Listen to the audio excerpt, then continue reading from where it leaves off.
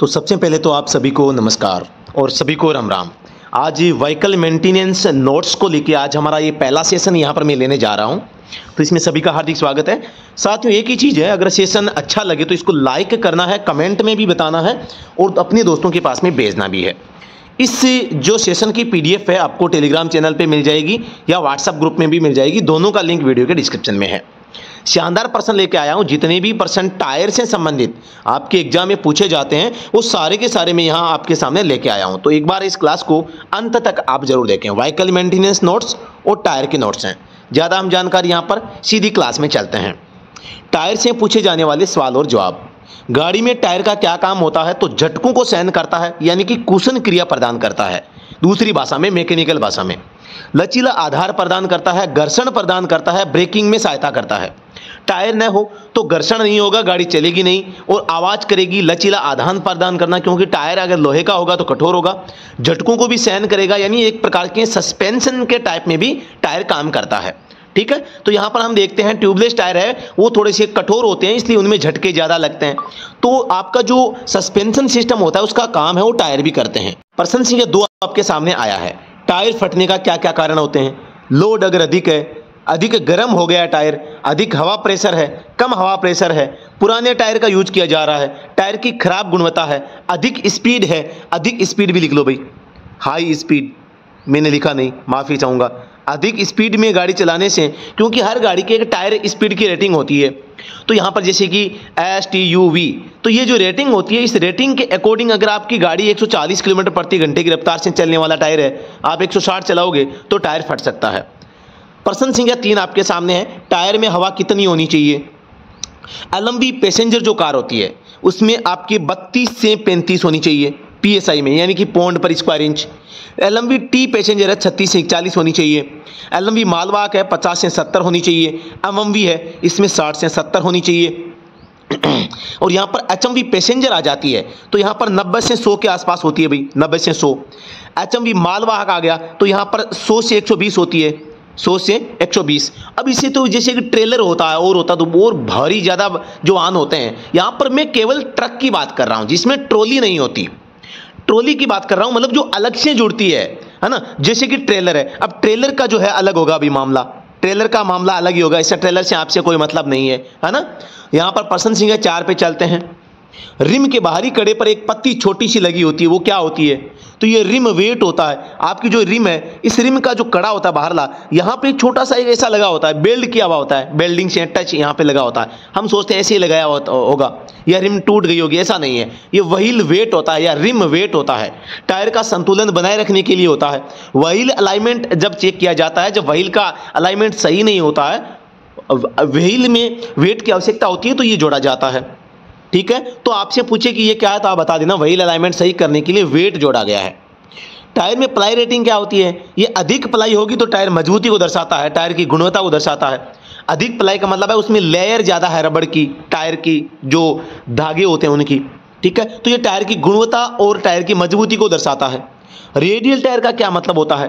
Tyre जैसे cross ply tyre है, radial बनावट होती है, ये एक स्ट्रक्चर ऑफ टायर। जब टायर बनाते हैं तो टायर का जो स्ट्रक्चर होता है, मेन स्ट्रक्चर और मेकिंग टायर, यानी टायर बनाने के इसमें जो स्ट्रक्चर होगा उसको दर्शाता है। टायर की रेडियल संरचना एक प्रकार की इसकी बनावट को दर्शाती है।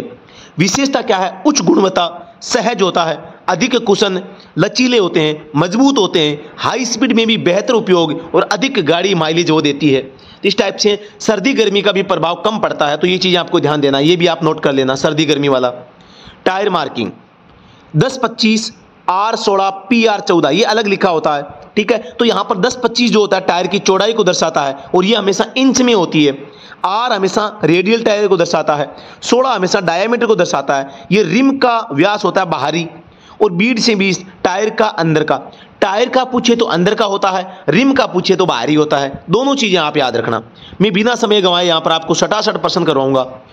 टायर मार्किंग देखो, एक मार्किंग मैंने अभी दिखाया यहाँ पे, ये अगर 10, 8, 7 के आसपास है तो इंच में होगा, हमेशा याद रखना। और ये वैल्यू अगर 100 के आसपास जा चुकी है तो मतलब mm में होगा। 185 टायर की चौड़ाई होगी mm में। 70 इसका एस्पेक्ट रेशियो यानी कि ऊंचाई होती है, ऊंचाई हमेशा प्रतिशत में होती है। किसके? ये प्रतिशत है इसका। तो टायर की ऊंचाई 185 गुणा 70% बट्टा 100 करेंगे तो mm में आ जाएगी। R वही रेडियल टायर दर्शाता है, 16 इसका डायमीटर दर्शाता है, 10 PR इसकी प्लाई रेटिंग इसकी दर्शाती है। प्रश्न 9 है, टायर किसका बना होता है? रबड़, polyester, rayon, carbon, silicon. Silicon आजकल के टायरों में मजबूती के लिए, हवा के रिसाव को रोकने के लिए, ट्यूबलेस टायरों में हवा के रिसाव को रोकने के लिए किसका इस्तेमाल किया जाता? तो सिलिकॉन का प्रयोग किया जाता है, याद रखना। गाड़ी में टायर काले रंग के ही क्यों होते हैं? आप सभी को पता होगा, टायर काले रंग के होने के कारण कार्बन के कारण होते हैं। आप सभी को पता होगा रबड़ सफेद होता है, लेकिन रबड़ सॉफ्ट होता है। सफेद रबड़ सॉफ्ट होता है, मजबूत नहीं, कोमल होता है, सॉफ्ट होता है, इसलिए वो जल्दी घिस जाता है। जैसे कि क्वाड्री साइकिल है या बच्चों की साइकिलें होती है, उनके टायर देखे होंगे। इससे रबड़, सॉफ्ट रबड़ को मजबूत बनाने के लिए इसमें कार्बन मिलाया जाता है, जिससे कि ये काला हो जाता है। अब प्रश्न संख्या 11 आपके सामने है, ट्रेड वियर इंडिकेटर यानी TWI क्या होता है? ये टायर घिसने का पता बताती है, और ये हमेशा थ्रेड जो कटी होती है टायर के ऊपर, थ्रेड इनके बीच बीच में कहीं कहीं पर होती है। जो ड्राइविंग स्कूल में हमारे पास में जो सीख रहे हैं सभी को मैंने बताया है, और आप भी समझ गए होंगे क्या मैं कहना चाह रहा हूँ। टायर में बीड क्या होती है? टायर का रिम से सटा हुआ जो भाग होता है जिसमें तार होते हैं, वो बीड कहलाती है। टायर रोटेशन क्या है? टायरों की अदला बदली करना, टायरों का स्थान परिवर्तन करना। प्रत्येक 5000 पर आपको टायर बदल लेना चाहिए। और स्टेपनी टायर को टायरों में, और टायर जो मेन जो मुख्य लगे हैं उनको स्टेपनी में भी कन्वर्ट करना चाहिए। स्टेपनी का टायर और जो बाकी टायर होते हैं, इन सभी का जो घर्षण है वो समान रूप से होता रहना चाहिए। ये नहीं कि स्टेपनी नहीं है या बहुत ज़्यादा पुरानी है, ऐसा नहीं होना चाहिए। स्पेयर टायर का मतलब होता है स्टेपनी, और हर गाड़ी में स्टेपनी का होना जरूरी है। या नया नियम है, अगर ट्यूबलेस टायर है तो टायर पंचर निकालने का पूरा सामान आपके पास में होना चाहिए, या फिर स्टेपनी तो होनी चाहिए। पंचर गाड़ी को, आप गाड़ी को रोड पर नहीं चला सकते। प्रश्न 15 है, पंचर टायर से रोड पर गाड़ी चलाई जा सकती है? कभी भी नहीं चला सकती, जुर्माना लग सकता है आपको 5000 रुपये तक। धारा 190 असुरक्षित वाहन माना जाएगा। टायर रीट्रीड यानी कि जो उसके ऊपर डिजाइन कटी होती है उसके ऊपर दोबारा से रबड़ चढ़ाना टायर रीट्रीडिंग कहलाता है। वल्केनाइजिंग, कटे फटे टायर को रिपेयर करना, रबड़ का सेक लगाना, यानी कहीं कट लग गया है, फट गया है तो वहां से उसको रिपेयर करना। नया टायर है, टूट जाता है, फूट जाता है, कट लग जाता है, तो रबड़ वहां पे रबड़ का सेक करके उसको वल्केनाइजिंग किया जाता है। टायर में नाइट्रोजन गैस का क्या फायदा होता है? टायर की उम्र बढ़ेगी, सर्दी गर्मी का कोई प्रभाव नहीं पड़ेगा, टायर कम घिसेगा, माइलेज में वृद्धि होगी, तो ये फायदे होते हैं नाइट्रोजन गैस के। टायर खोलने का स्पेनर, पहली बात तो छोटी गाड़ियां होती है, इसमें 21 से 24 तक का होता है। बड़ी जो बीच वाली गाड़ियां 27 से 28 का होता है, और बड़ी गाड़ियां हैं तो 32 से 34 mm का होता है। नाम इसका व्हील स्पेनर होता है। साइज इसकी T भी हो सकती है, L भी हो सकती है, और I भी। देखो साइज T, L, I ये 3 होती है ना। तो जैसे कि बोलेरो है, पिकअप है, स्कॉर्पियो, जाइलो, XUV, TUV, इसमें 21 mm का जो रिंच पाना स्पेनर है वो लगता है। एस मॉडल में 32 का लगता है, बस में 27 से 30 का वेरिएबल लगता है। 20 नंबर प्रश्न है, टायर में हवा को मापना प्रेशर गेज से, इसको बर्डन ट्यूब भी बोल दिया जाता है, और प्रेशर को हमेशा PSI यानी कि पौंड पर स्क्वायर इंच में मापा जाता है। ठीक है। प्रश्न संख्या 21 है, टायर की देखभाल कैसे करोगे? ट्रिप से पहले या बाद में कंकड़, पत्थर या कील को चेक करेंगे, यानी आप जब यात्रा शुरू करोगे उससे पहले और यात्रा समाप्त होने के बाद में, दोनों समय। प्रेशर चेक करोगे कम है या ज़्यादा है, ट्रिप से पहले और बाद में दोनों में चेक करोगे। धूप से बचाओगे, गाड़ी को अगर लंबे समय खड़ा करना है तो आपको टायरों के नीचे लकड़ी देनी है ताकि मिट्टी के संपर्क में न रहे। प्रश्न संख्या यहाँ पे 22 है, टायर कब बदल लेना चाहिए? तो जब TWI के रोड पर स्पर्श करने लगे तो आपको टायर बदल लेना चाहिए। ये TWI क्या है?